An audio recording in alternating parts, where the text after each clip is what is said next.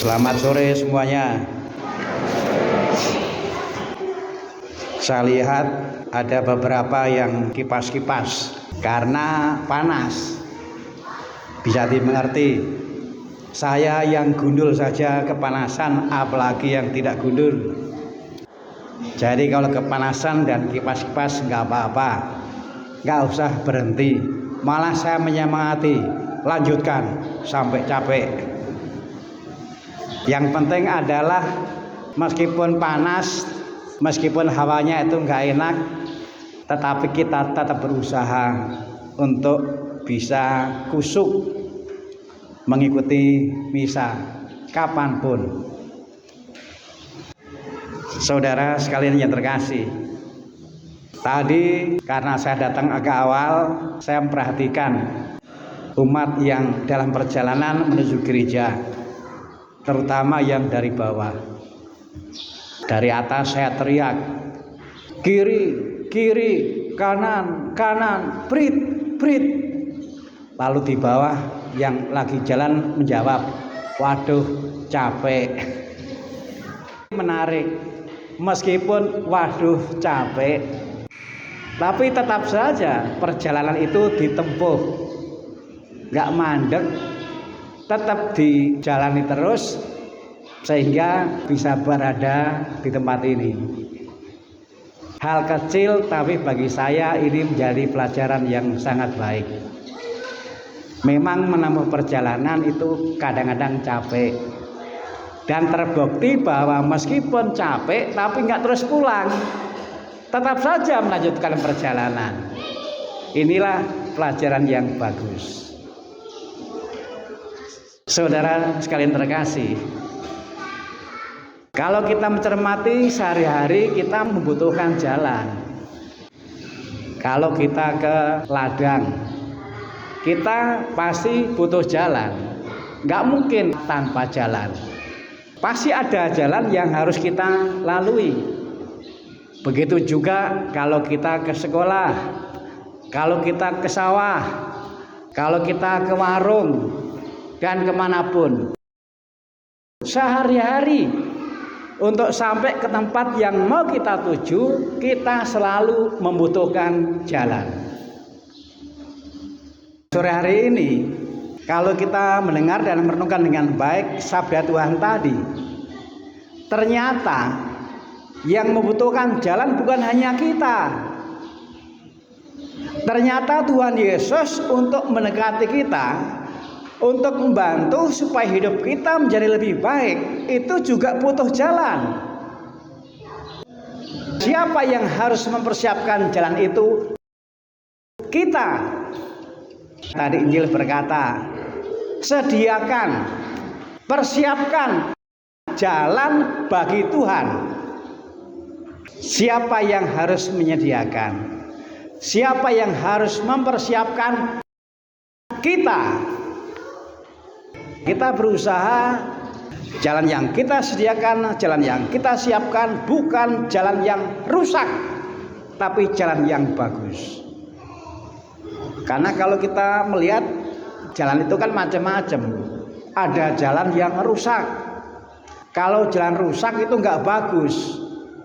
Maka kita bisa mengerti kalau ketika jalan itu rusak, lalu ada upaya untuk memperbaiki. Karena yang namanya jalan rusak itu memang nggak bagus. Yang bagus, yang bisa menjamin keselamatan adalah kalau jalan itu bagus. Nah, jalan yang kita sediakan, jalan yang kita siapkan untuk Tuhan yang mau datang menyelamatkan kita adalah jalan yang bagus. Dan jalan yang bagus itu namanya pertobatan. Jadi kalau kita itu membuat pertobatan, itu berarti kita menyiapkan jalan yang bagus, menyediakan jalan yang bagus bagi Tuhan untuk datang menyelamatkan kita, membantu supaya hidup kita menjadi makin baik. Lalu pertanyaannya adalah, di mana jalan yang bagus itu? Di mana pertobatan itu harus kita bangun?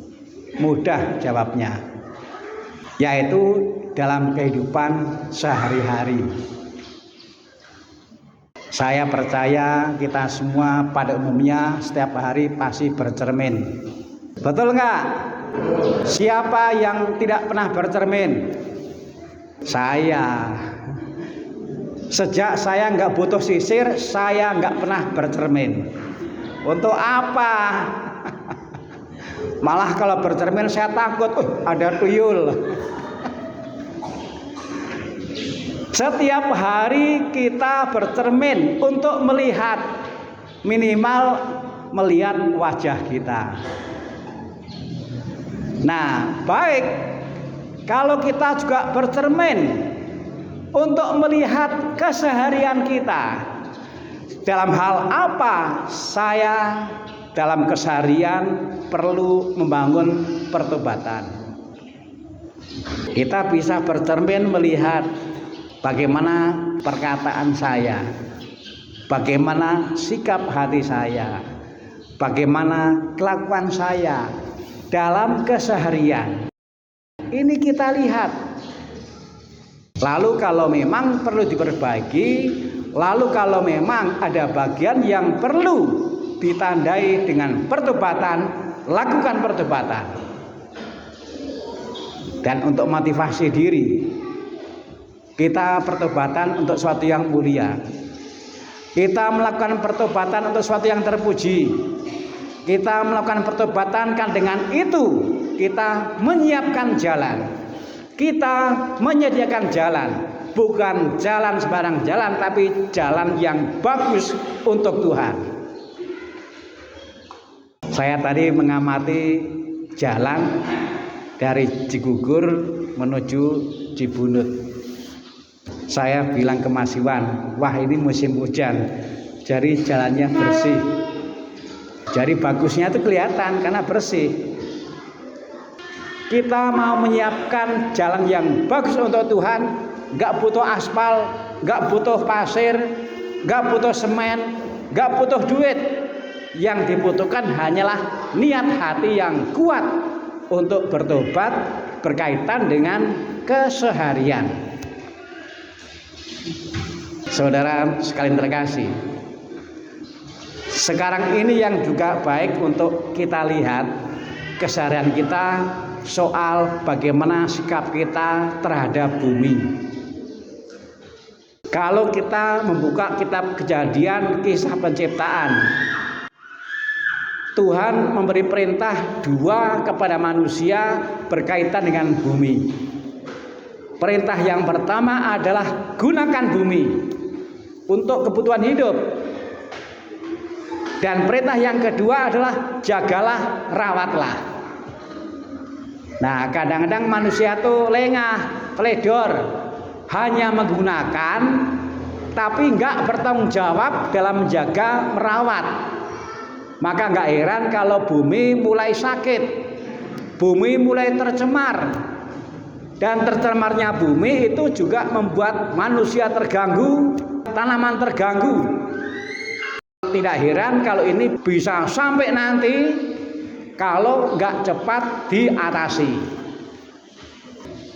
Nah, sekarang ini kita sedang diajak, mari pertobatan kita itu juga kita wujudkan dengan merawat bumi. Bumi harus dijaga supaya yang sakit pelan-pelan mulai sehat, dan kalau masih sehat terjaga sehatnya. Keseharian kita lihat sehari-hari kita, bagaimana sikap kita terhadap sampah. Mudah-mudahan kita arif sehingga sampah yang terlahir dari keluarga, yang terlahir dari ternak, yang terlahir dari sawah atau dari ladang, kita kelola. Jangan sampai merusak bumi, tapi harus yang sifatnya merawat bumi. Saya itu merenung, apa sih yang dibutuhkan oleh bumi? Sederhana, bumi itu butuh makanan. Makanannya yang menyehatkan adalah kompos. Maka sampah-sampah yang memang bisa menjadi kompos jangan dibakar. Kita gali lubang, sampahnya masukkan di situ, lalu diuruk. Kita bersyukur masih punya banyak tanah, ada halaman, bisa dibuat lubang sedikit. Sampah yang ada sekitar situ masukkan, timbun. Itu jadi makanannya bumi supaya menyehatkan bumi. Mungkin begitu juga di ladang, di kebun. Jadi kita bersyukur untuk bertobat, termasuk kaitannya sikap terhadap bumi ternyata mudah. Saudara sekalian terkasih, kita bersyukur bahwa jalan yang bagus yang perlu kita siapkan, yang perlu kita sediakan bagi Tuhan. Meskipun ini sangat penting untuk keselamatan, tapi murah, gak ada biaya, dan saya yakin kita semua bisa melakukan ini dalam keseharian masing-masing. Tuhan memberkati.